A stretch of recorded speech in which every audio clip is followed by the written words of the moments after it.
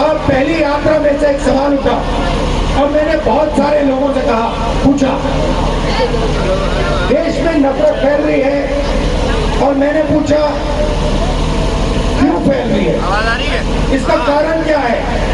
और मैंने ये सवाल हजारों लोगों से पूछा होगा, भाई नफरत फैलाई जा रही है, हिंसा फैलाई जा रही है, इसका कारण क्या है।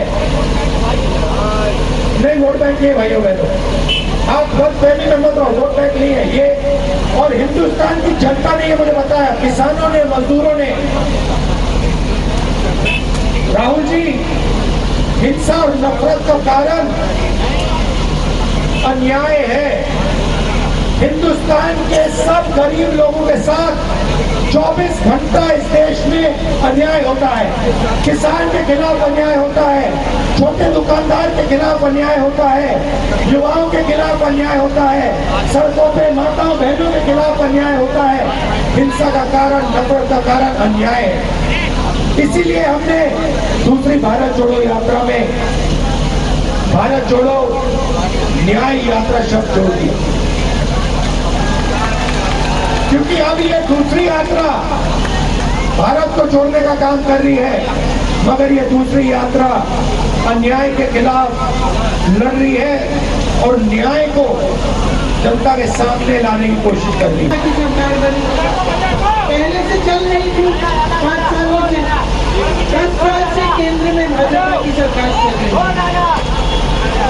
अब आप तो सरकार को देखते हैं कि 10 सालों से चल रही है और मीडिया के मेरे भाई बहन लोग दिखाते हैं, तो आप देखते हैं कि कितने बड़े बड़े इवेंट हो रहे हैं। G20 हुआ कि नहीं हुआ? सबने कहा देश का मान सम्मान बढ़ रहा है इससे, और तरह तरह के इवेंट होते रहते हैं जिससे कहते हैं कि देश का मान सम्मान बढ़ रहा है और बन रहा है।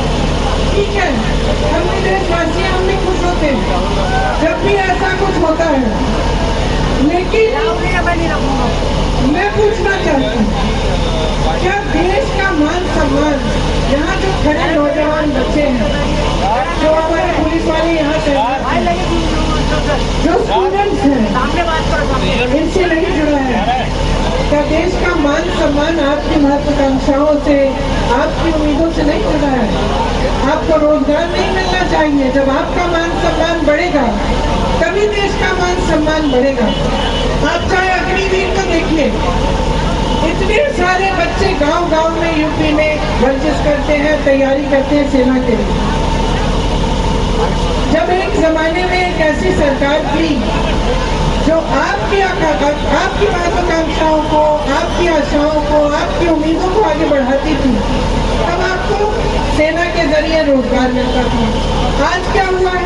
अग्निवीर ले आए ना, वहाँ पे आपको रोजगार मिल रहा है। जहाँ PSU में रोजगार मिलता था, वहाँ आप देखिए बड़े बड़े PSO बेच चुके हैं, अडानी जी को दे चुके हैं।